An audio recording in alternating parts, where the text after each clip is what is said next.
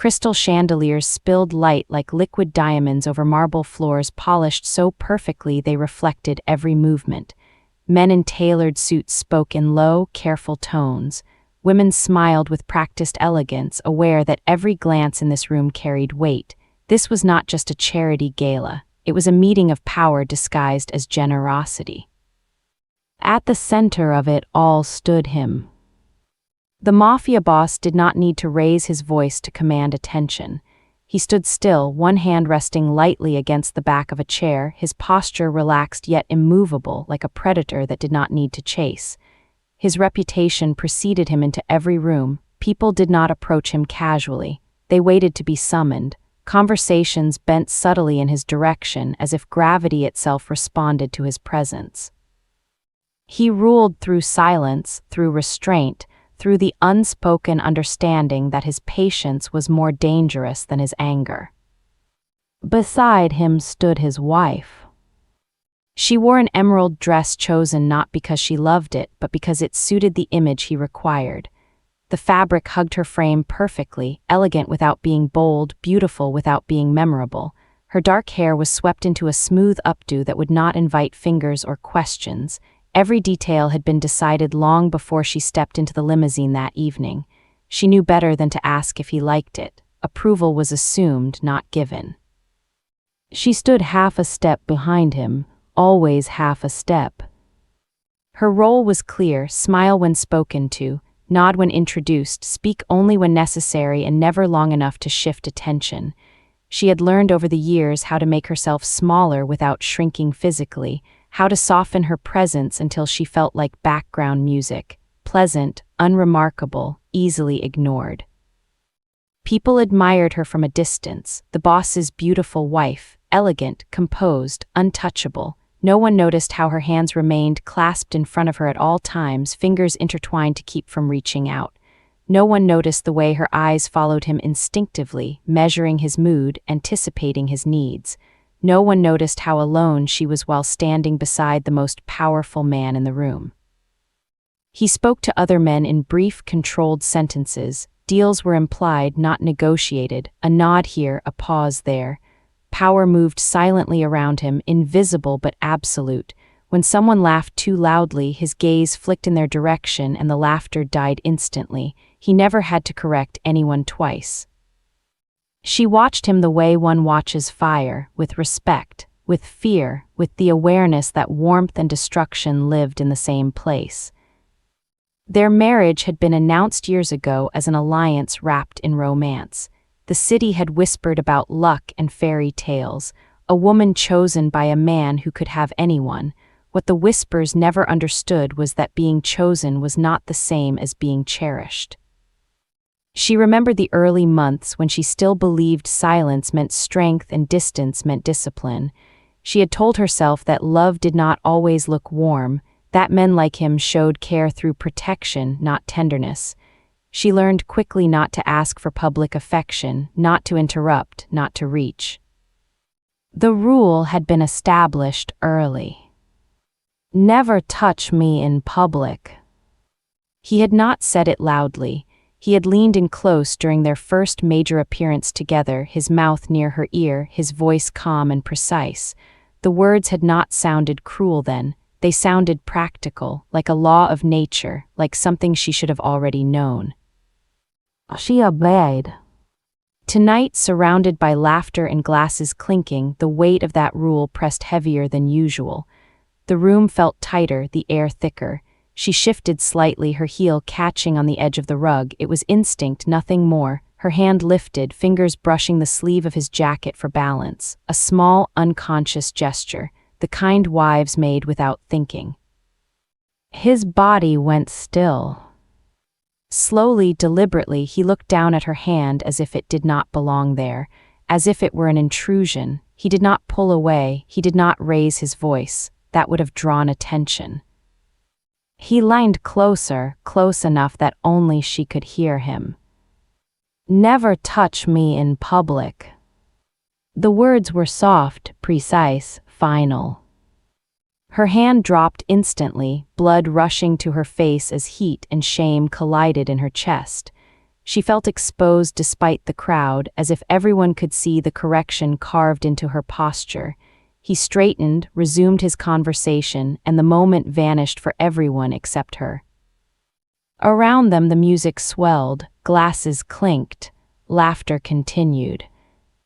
She stood there perfectly still, perfectly composed, perfectly invisible, while something inside her quietly learned a dangerous truth. Luxury could still be a cage. And silence, she was beginning to understand, could be the loudest cruelty of all.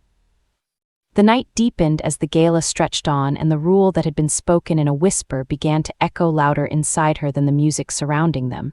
She stood beside him as the room revolved around his gravity, watching men lower their voices when he passed and women offer polite smiles that never reached their eyes, fear and admiration braided together in the air. She had learned to read these rooms the way sailors read storms, quietly and carefully. Because one wrong movement could draw attention, she was never meant to hold.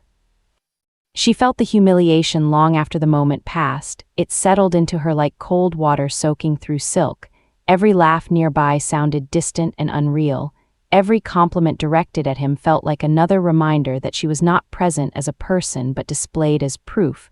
Proof of his control, proof of his success, proof that even a wife could be shaped into silence. She kept her face calm because she had practiced this expression for years. The expression of a woman who wanted nothing and needed nothing and felt nothing. The Mafia boss moved through the crowd with deliberate ease, accepting handshakes, nodding once when someone spoke too long, dismissing others with a glance. He never looked back to check if she followed because he already knew she would. Obedience had become instinct for her and expectation for him. Their marriage functioned the same way as his empire, structured, efficient, and merciless to weakness. He believed chaos was born from emotion, and emotion was a luxury he could not afford. She remembered when she had once believed his restraint meant depth, when she mistook his distance for discipline and his silence for strength. In the beginning, she had admired the way he commanded a room without violence, the way men feared disappointing him more than angering him. She told herself that a man who ruled so calmly must love quietly too. She told herself many things back then because hope had been easier than truth. As the night wore on, she found herself retreating toward the edges of the ballroom, careful not to appear alone yet desperate for air. The balcony doors glimmered under soft lights, and she longed for the cool night to steady her racing thoughts. But she did not move without permission. She never did. Instead, she waited, watching his body language, the subtle signs that determined whether she could step away or remain frozen at his side.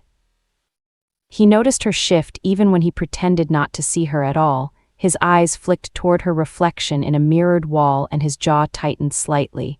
The signal was clear: not now, not ever. She stilled instantly. Humiliation sharpened into something heavier and more dangerous: resentment.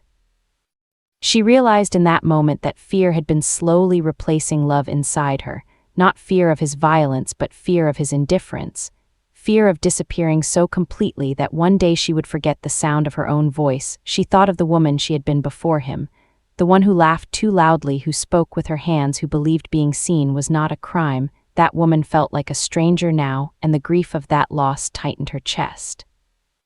Across the room, someone made a toast to generosity, to legacy, to family values.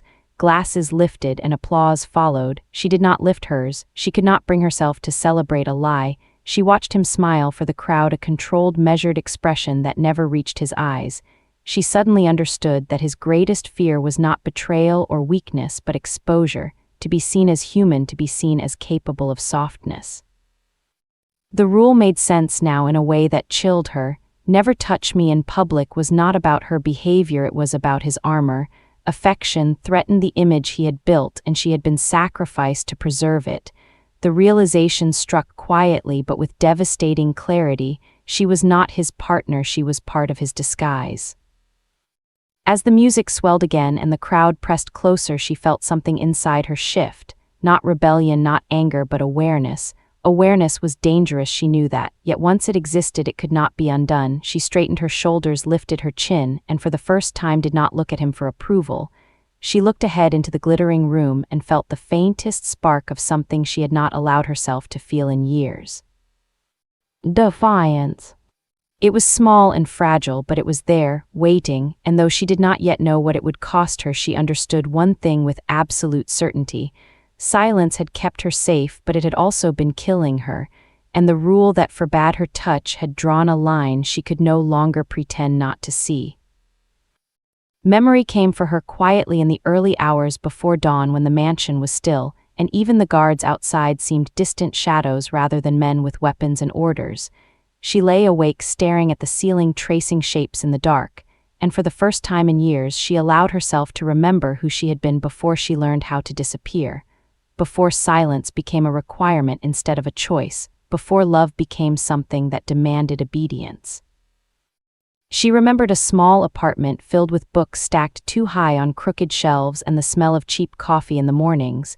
She remembered laughter that came easily and opinions she shared without fear of punishment or correction. She remembered standing in front of a classroom with chalk dust on her fingers and excitement in her chest as students leaned forward listening because they felt seen. Back then her voice had mattered, her presence had weight. She had been more than an ornament placed carefully beside a powerful man. The memory hurt more than the cold marble floors of the mansion ever had, because it reminded her that she had once been alive in a way that had nothing to do with luxury or protection.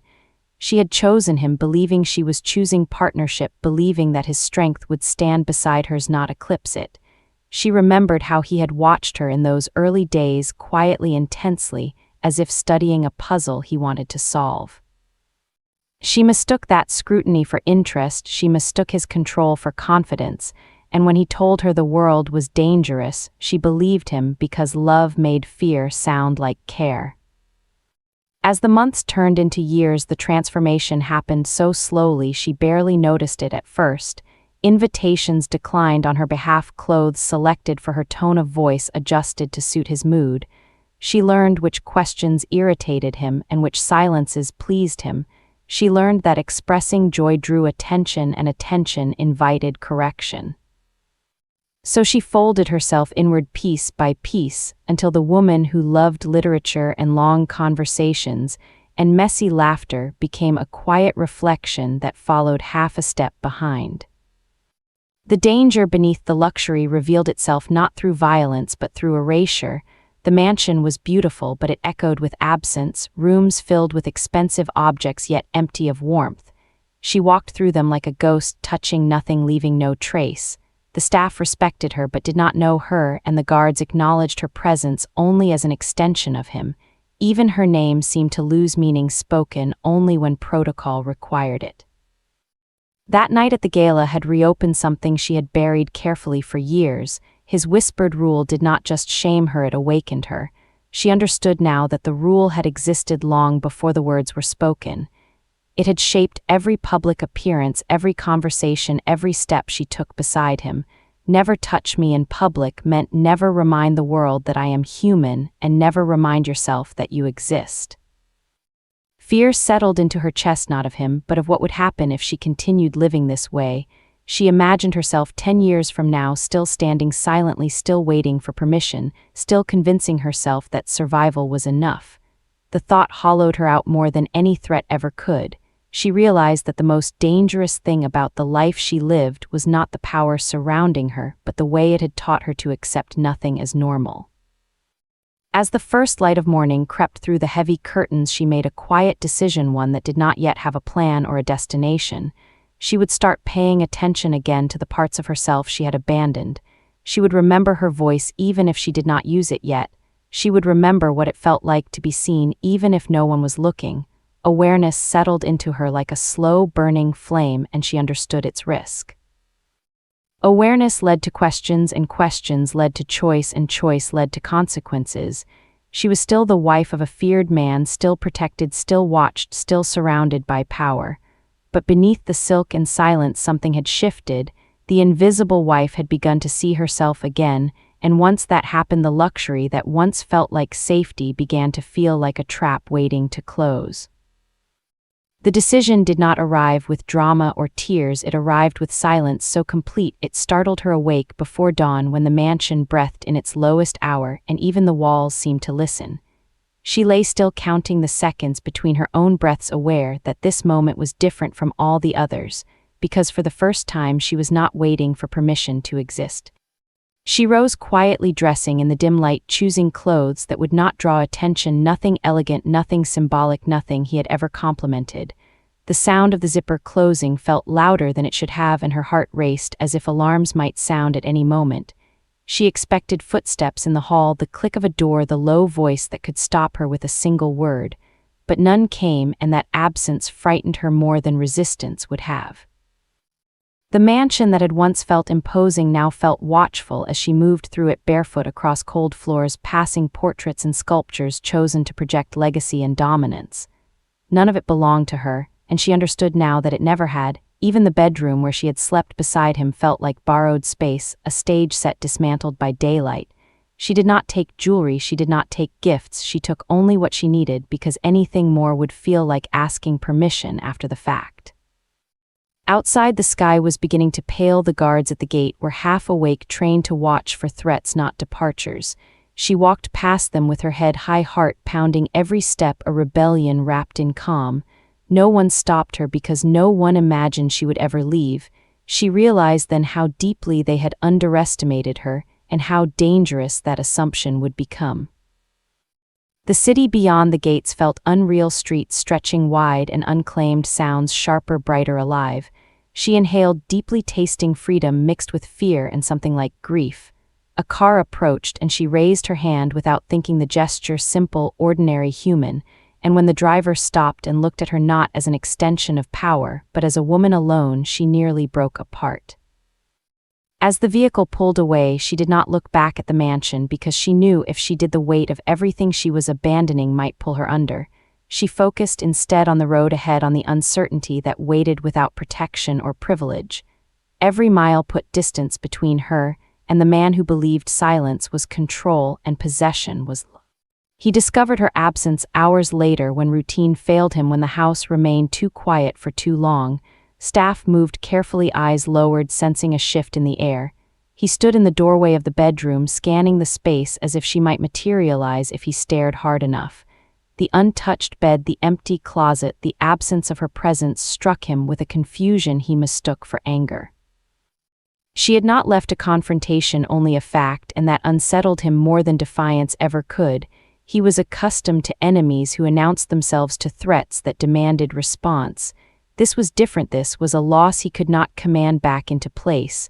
The rule he had enforced without thought now echoed in his mind, and for the first time he wondered not what she had done but why. Meanwhile, she sat alone in a small room that smelled faintly of detergent and unfamiliar air, her suitcase at her feet, hands trembling as the reality of her choice settled in. Fear washed over her in waves, but beneath it was something steadier, something undeniable. She had crossed a line that could not be erased, and the world had not ended. She did not know what would come next, only that returning was no longer possible. The invisible wife had stepped into the light without armor, without protection, and without permission, and somewhere deep inside her understood that survival would no longer mean obedience, it would mean becoming whole again, no matter the cost. The days that followed unfolded slowly, as if time itself was cautious around her. She woke each morning in unfamiliar rooms with unfamiliar sounds, and for the first time no one dictated where she should be or how she should move. The freedom felt fragile, almost unreal, like something that could be taken back if she reached for it too quickly. She learned to sit with that feeling instead of fighting it, allowing the quiet to become her companion rather than her enemy. She chose a small apartment on the other side of the city where no one knew her name and no one watched her arrival or departure. The space was modest, with creaking floors and sunlight that spilled through wide windows without asking permission. She filled it slowly with simple things: a kettle that whistled loudly, books bought secondhand, a chair placed by the window where she could sit and think without being observed. Each choice felt like reclaiming a piece of herself that had been locked away. Money became real in a way it never had before. No accounts opened in her name by someone else, no credit cards handed to her with silent rules attached. She learned the weight of each purchase and found unexpected pride in restraint. Fear lingered always at the edge of her thoughts, not fear of being found, but fear of failing alone, yet even that fear felt honest compared to the polished terror of her former life. It was during one of those ordinary days that she met him, not dramatically, not with coincidence heavy enough to feel scripted. She was sitting in a small coffee shop scanning job listings when he asked politely if the seat across from her was taken. His voice carried no authority, no threat, only warmth and curiosity. She hesitated out of habit, then nodded, surprised by how natural the exchange felt. Conversation unfolded easily, without tension, without performance. He spoke about his work in education, about communities often overlooked and students who reminded him why purpose mattered more than power. He listened when she spoke, truly listened, without correcting, without redirecting, without measuring her words against an image he needed to maintain. Something in her loosened without her permission, and she found herself laughing softly at something he said, the sound startling them both. He did not ask about her past, and she did not offer it. The absence of expectation felt like safety. When they parted, he wished her a good day with genuine kindness and walked away without looking back. The simplicity of the moment stayed with her longer than it should have, not because of romance but because of respect. Across the city, the man she left behind was beginning to feel the absence she had carved into his world. Reports still arrived on time, loyalty remained intact, but the quiet no longer obeyed him. His empire continued to function, yet something essential was missing, and it irritated him in ways he could not name. He told himself she would return when fear outweighed pride, because that was how things worked. But as days turned into weeks and no message came, the irritation sharpened into unease. He ordered his men to search discreetly, not with force but with precision, because he did not want rumors, he did not want weakness exposed. Yet every report that returned empty unsettled him further. She was not hiding, she was living, and that realization disturbed him more than resistance ever could. Meanwhile, she began applying for work, rebuilding her identity one honest step at a time. Each rejection stung but did not break her resolve, because for the first time her worth was not measured by proximity to power.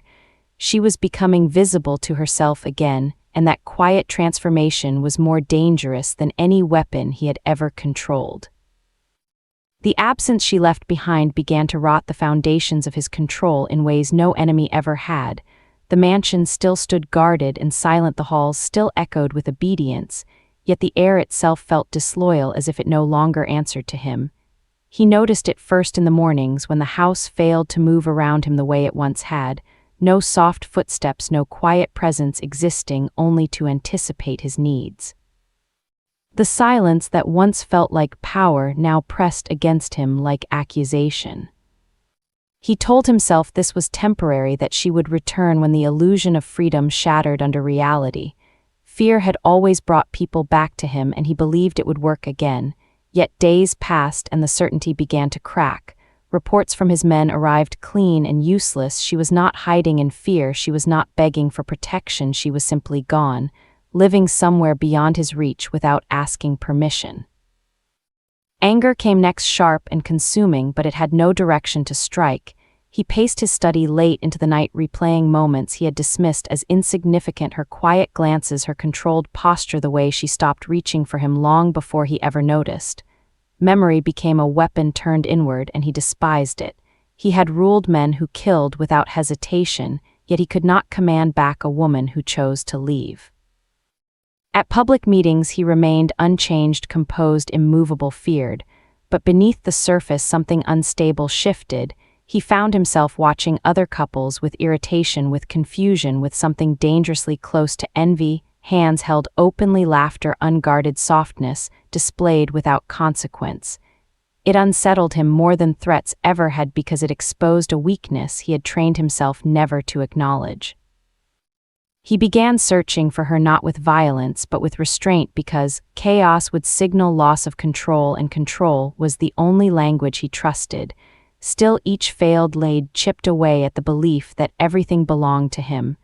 For the first time, he faced a truth he had never needed to consider: ownership only worked when the other person accepted it. Across the city, she was rebuilding herself, quietly unaware of the storm her absence was creating. She moved through her days with caution, but also with intention, learning to trust her instincts again. The simple act of choosing her own routine felt revolutionary. Fear still lived in her chest, but it no longer commanded her every move. When she ran into the man from the coffee shop again, it was unplanned and unremarkable, yet it shifted something inside her. He greeted her with warmth, not possession. He remembered her name without needing to assert it. Their conversation unfolded, easily rooted in curiosity, not control. She noticed how he listened without scanning the room, how he gave his attention freely without treating it like currency. The contrast between the two men began to sharpen in her mind, not as comparison, but as clarity.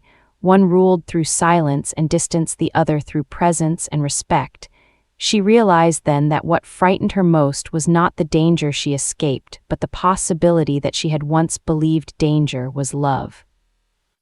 Meanwhile, the Mafia boss stood at the center of his empire, feeling something unfamiliar seep into his bones: doubt. He had lost many things in his life: rivals, territory, alliances, but he had never lost something that chose to leave him. The realization gnawed at him relentlessly because it stripped away the illusion of absolute control. For the first time, he wondered not how to bring her back, but why she had never tried to stay, and that question followed him into the quiet hours, whispering truths he had spent a lifetime avoiding. The man who believed silence was strength was beginning to understand that silence could also be abandonment, and that understanding marked the beginning of a loss far greater than he was prepared to face. He saw her when he least expected it, in a room that was never meant to surprise him, a legitimacy gala wrapped in velvet and crystal designed to soften the reputation of men like him. He entered late as always because timing was another form of control. Conversations slowed the moment he appeared, heads turned then lowered, and the familiar current of fear and respect moved ahead of him, clearing space. He scanned the room out of habit, measuring threats, alliances, shifts in loyalty, and then his attention locked onto something that knocked the breath from his chest. She stood near the far side of the hall, bathed in warm light, laughing openly with a man who leaned toward her, not possessively, but attentively. Her body language was relaxed, unguarded, her hands free, no longer folded, no longer restrained. The sound of her laughter hit him harder than any insult because it was real, and he realized with a sudden violent clarity that he had never heard that sound while she belonged to him. Jealousy surged through him, raw and unfamiliar, burning beneath his skin as he watched the man beside her smile, not like someone who owned power, but like someone who shared space willingly. A hand brushed her arm briefly, not to claim, but to connect, and she did not flinch, she did not shrink, she did not check the room for permission. The image fractured something deep inside him, because it revealed what he had taken without understanding. Her fear had never been respect, and her silence had never been devotion. It had been survival. He felt the room tilt as the rule he once enforced with certainty echoed back at him: never touch me in public. And he understood now that the rule had never protected him, it had only kept her small enough to control. He moved before logic could restrain him, cutting through the crowd with a purpose that unsettled even his own men. This was not strategy, this was instinct sharpened into obsession. When she looked up and saw him, her laughter faded not into fear but into composure, and that composure wounded him more than anger ever could. She did not step back, she did not reach for him, she did not look at the man beside her for guidance, she simply met his gaze, calm, steady, unafraid. In that moment, he knew he had lost something that could not be taken back by force, because it no longer belonged to him. They stood facing each other while the room continued to breathe around them, unaware of the war unfolding in silence. He searched her face for the woman who used to wait for his cues and found instead someone anchored in herself. When he spoke her name, it sounded foreign in his mouth, stripped of authority, and when he demanded to know what she was doing there, she answered without apology, explaining her work, her purpose, her choice. Each word dismantled the version of her he had kept locked inside his mind. The man beside her stepped away, not in fear, but in respect, granting her space to speak for herself, and that act alone exposed everything he had never given her. Rage threatened to surface, but beneath it something far more dangerous took hold: recognition that he had mistaken possession for love, silence for strength, and obedience for loyalty. Watching her stand there unafraid and unchanged by his presence, he felt control slip through his fingers like smoke. The rule that once defined their marriage shattered completely, not because she broke it, but because she no longer lived by it. And as he stood surrounded by power, he realized too late that the only thing he had truly lost was the one thing he could never command back: her freedom. The space between them felt heavier than the crowd pressing in around them, as if the air itself recognized the shift that had taken place. He stood waiting for fear, waiting for hesitation, waiting for the familiar flicker of obedience that had always followed his presence. But none came. She did not lower her gaze or soften her posture or measure her words for safety. Instead, she met him calmly, and that calm unsettled him more than any act of defiance ever could. He spoke first because silence no longer served him the way it once had. His voice carried authority out of habit, but beneath it was strain and edge he could not smooth away. He asked why she was here, as if the question itself could restore order. She answered, simply explaining the work she was doing, the people she served, the purpose she had found. Her words did not rush or tremble, they landed with quiet certainty, and each sentence stripped away another illusion he had built around her. He tried to remind her of what he had given her: protection, wealth, safety, a name that commanded respect. The old defenses surfaced automatically because they had always worked before. She listened without interrupting, and that was when he understood she was no longer arguing with him in her mind. When she finally spoke, her voice carried neither bitterness nor apology, only truth. She told him he had given her things, but never partnership, comfort, but never respect, safety, but never freedom. The crowd faded into a blur as her words reached places no enemy ever had. She told him the rule he had enforced so carefully had taught her exactly where she stood in his world and how little space she occupied within it. Never touch me in public had not protected his power, it had revealed it. It had shown her that affection was a weakness he refused to own, and that weakness had been her burden to carry. For the first time he attempted something unfamiliar: explanation.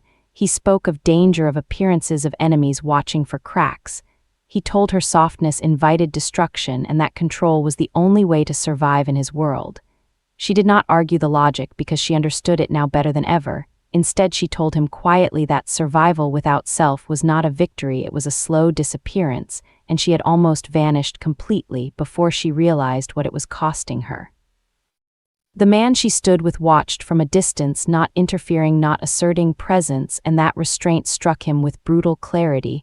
Respect did not require domination, and protection did not demand erasure. He saw then what she had been denied for years: the right to exist without shrinking. The power dynamic he had relied on cracked under the weight of that realization. He reached the edge of something dangerous, not violence but vulnerability, and it terrified him more than bloodshed ever had. He wanted to tell her he could change, that he could learn, that he could make space for her now. But even as the thought formed, he recognized the truth she had already accepted. Change offered after loss was not love, it was fear of consequence. She told him she was not standing there to punish him or replace him or prove anything. She was standing there because she had rebuilt herself piece by piece, and she would not dismantle that progress for anyone, not even him. The words were not cruel, yet they cut deeper than rage because they closed the door without slamming it. He searched her face one last time, hoping to find regret or longing or hesitation, and found only peace. That peace was the final blow. He understood then that control had never made him strong, it had only made him alone, and the woman he believed belonged to him had chosen a life where silence was no longer currency. As she turned away to rejoin the man who waited without possession, the room seemed to tilt again, but this time he did not follow. He remained where he was, surrounded by influence and fear and power that suddenly felt hollow. The confrontation ended without victory, without violence, without reconciliation, and in that quiet ending he finally understood the cost of the rule he had enforced so easily. By demanding she never touch him in public, he had taught her exactly how to walk away forever. The truth did not arrive all at once, it unfolded slowly as the noise of the event faded behind them, and the weight of what had been said began to settle into the quiet spaces between breaths. He remained standing where she left him, surrounded by people who still feared him, yet for the first time that fear felt useless. His power had never failed him before, but now it could not reach the one thing he wanted back. He followed her with his eyes as she crossed the room, not hurried, not hesitant, her steps steady and unafraid. She did not look over her shoulder to see if he followed, because she no longer needed to measure her choices against his reaction. The man waiting for her did not rush forward or claim her with his body language. He simply stood open, offering presence, not possession. The contrast struck him with painful clarity, and something inside him finally cracked. He moved again, not with anger this time, but with urgency born of loss, calling her name once more. She turned because she chose to, not because she was summoned, and that distinction changed everything. They stood a few feet apart now, and he lowered his voice instinctively as if authority still lived there. He asked the question that had been burning since the moment he saw her smile with another man. Was this because of him? Was she leaving him behind for someone else? The question revealed more than he intended, and she saw it immediately. She studied his face with a gentleness that unsettled him because it held no triumph. When she spoke, her words came slowly, carefully chosen, and devastating in their honesty. She told him the truth he had been avoiding since the night she walked away. Even if the other man did not exist, she still would not return. The revelation landed between them like a blade wrapped in silk. His breath caught as the meaning settled deep and irreversible. This was not jealousy she was curing, and not loneliness she was escaping. It was the life she had lived with him that she could never return to. She told him she left because she had lost herself beside him, because love that demanded silence was not love, and protection that erased identity was not safety. He tried to speak, but the arguments no longer formed the way they used to. Wealth, power, security all sounded hollow, now stripped of the illusion that they were enough. She explained that the most painful part had not been his cruelty, but his unawareness, the way he never noticed her shrinking and never questioned why she stopped reaching for him long before he told her not to. She said the other man had not saved her and had not replaced him because she was no longer something to be claimed or transferred. She had saved herself quietly, deliberately, and without permission. The life she was building was not dependent on romance but on choice, and if she ever chose love again, it would be from a place of equality, not need. The words stripped him bare in a way violence never could. He realized then that he had not lost her to another man, he had lost her to awareness, and once awareness took hold, control was useless. His empire still stood, but its foundation felt suddenly fragile because it had been built on fear rather than connection. She looked at him one last time, and there was no anger there, no satisfaction, only clarity. She told him she hoped he would learn what he had taught her by accident, that power without respect was empty and silence was not strength. Then she turned away for good, not dramatically, not defiantly, but finally.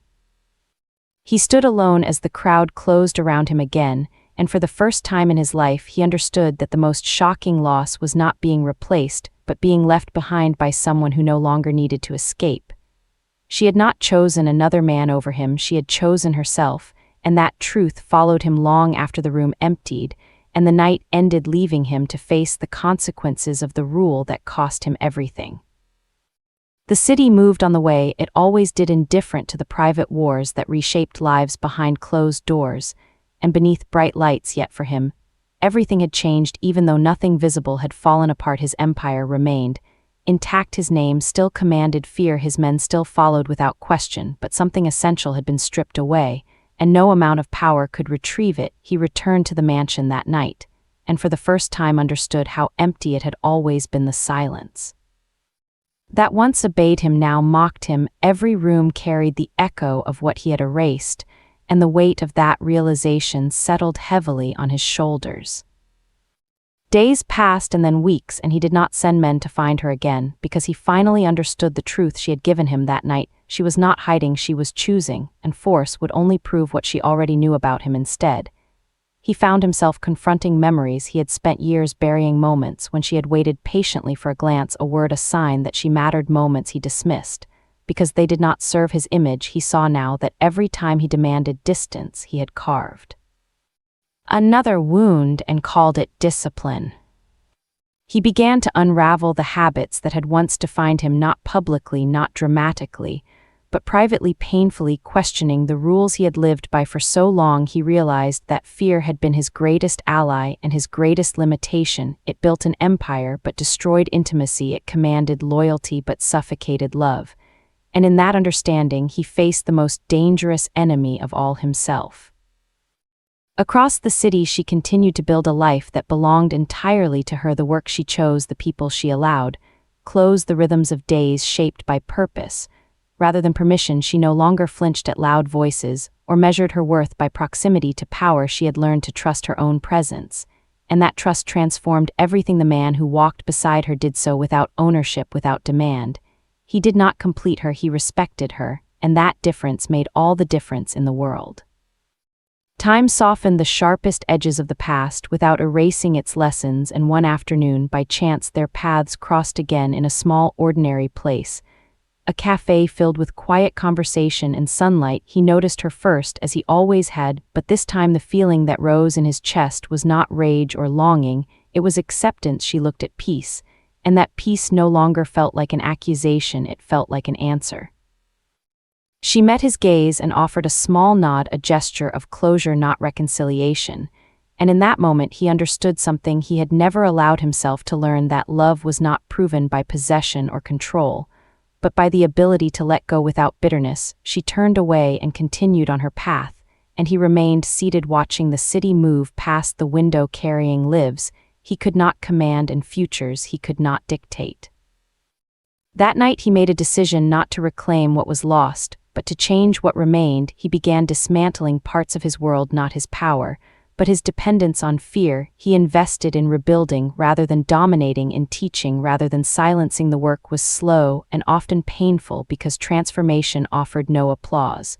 But for the first time, his actions were not driven by image, they were driven by understanding.